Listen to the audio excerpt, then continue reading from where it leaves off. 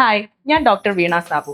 HbA1c പറ്റിയിട്ടും diabetic മാനേജ്മെന്റിൽ ഇതുമായിട്ടുള്ള ബന്ധത്തെ പറ്റിയിട്ടാണ് നമ്മൾ ഇന്ന് സംസാരിക്കാൻ വേണ്ടി പോകുന്നത്. HbA1c എന്താണെന്ന് നമുക്കൊന്ന് അറിഞ്ഞിരിക്കാം. അതായത് ഗ്ലൈക്കേറ്റഡ് ഹീമോഗ്ലോബിൻ.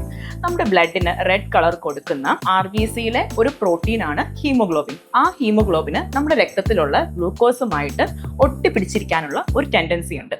അങ്ങനെ ഉണ്ടാകുന്ന അതിനെയാണ് നമ്മൾ ഗ്ലൈക്കേറ്റഡ് ഹീമോഗ്ലോബിൻ അഥവാ HbA1c എന്ന് പറയുന്നത്. സാധാരണയായിട്ട് എല്ലാവരുടെയും ശരീരത്തിൽ ഗ്ലൈക്കേറ്റഡ് ഹീമോഗ്ലോബിൻ ഒരു പരിധിവരെ ഉണ്ടാവും. പക്ഷേ ഷുഗർ ഉള്ള ആൾക്കാർക്ക് അവരുടെ ബ്ലഡിൽ ഷുഗറിന്റെ അളവ് കൂടുതലായതുകൊണ്ട് തന്നെ ഈ ഗ്ലൈക്കേറ്റഡ് ഹീമോഗ്ലോബിന്റെ അളവും കൂടുതലായിരിക്കും. ഇങ്ങനെ ഉണ്ടാകുന്ന ഗ്ലൈക്കേറ്റഡ് ഹീമോഗ്ലോബിന്റെ പെർസെൻറ്റേജ് എത്രയാണ് എന്നാണ് നമ്മൾ HbA1c ടെസ്റ്റിലൂടെ മനസ്സിലാക്കാൻ വേണ്ടി ശ്രമിക്കുന്നത്.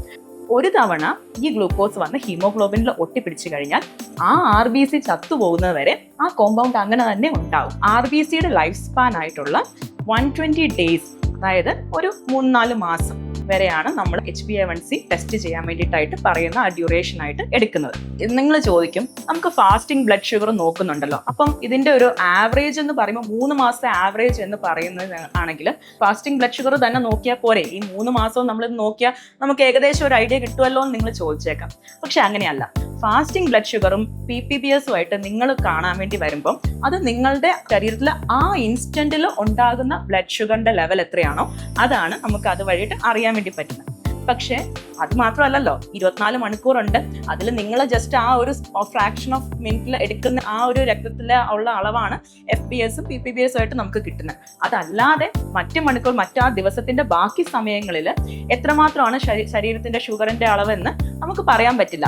ഇപ്പോൾ സപ്പോസ് ഫാസ്റ്റിങ് ഒരു 120 ആണെങ്കിൽ ദിവസം മുഴുവനും 120 അല്ല ആ ഷുഗറിന്റെ വാല്യൂ എന്ന് പറയുന്നത്. അത് വളരെ ഡൈനാമിക് ആയിട്ടുള്ള ഒരു കാര്യമാണ്. ചിലപ്പോൾ അത് കൂടും, ചിലപ്പോൾ അത് കുറയും, അങ്ങനെ നിൽക്കും. അപ്പോൾ ദിവസത്തിൽ ഒരു ആവറേജ് ആയിട്ടുള്ള ഒരു വാല്യൂ ഉണ്ടാവും.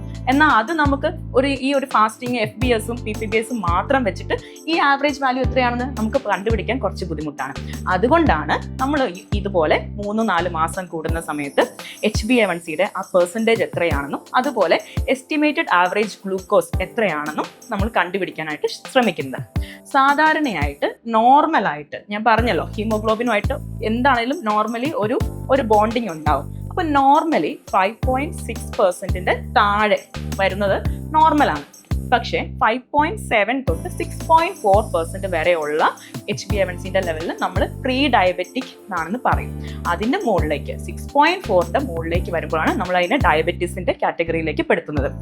മാനേജ്മെന്റിന്റെ കാര്യം ചോദിക്കണം, HbA1c എങ്ങനെയാണ് കുറയ്ക്കുന്നതെന്ന് ചോദിക്കുമ്പോൾ സിമ്പിൾ ആണ്, ഷുഗർ കൺട്രോൾ ചെയ്യുക. ഡയബറ്റിക് മാനേജ്മെന്റ് നല്ല കൃത്യമായിട്ട് നടക്കുകയാണെങ്കിൽ ഏത് കൂടിയിരിക്കുന്ന HbA1c ആണെങ്കിലും അത് കുറഞ്ഞു വരും. 3 മാസം കൂടുമ്പോൾ അതിന്റെ നിങ്ങളുടെ ഷുഗറിന്റെ ആവറേജ് കുറയുന്നതനുസരിച്ച് ഈ പെർസെൻറ്റേജിന് കുറവ് വരും. അപ്പൊ നമ്മൾ ഇത്രയും നേരം ഡിസ്കസ് ചെയ്തതിൽ നിന്നിട്ട് നിങ്ങൾക്ക് ഏകദേശം ഒരു ഐഡിയ കിട്ടിയിട്ടുണ്ടാവുമല്ലോ. HbA1cയും ഷുഗർ മാനേജ് ചെയ്യുന്ന സമയത്ത് അതിന്റെ ഇമ്പോർട്ടൻസ് എന്തൊക്കെയാണെന്ന് ചെറിയൊരു ഐഡിയ കിട്ടിയെന്ന് വിചാരിക്കുന്നു. ശരി, നന്ദി, നമസ്കാരം.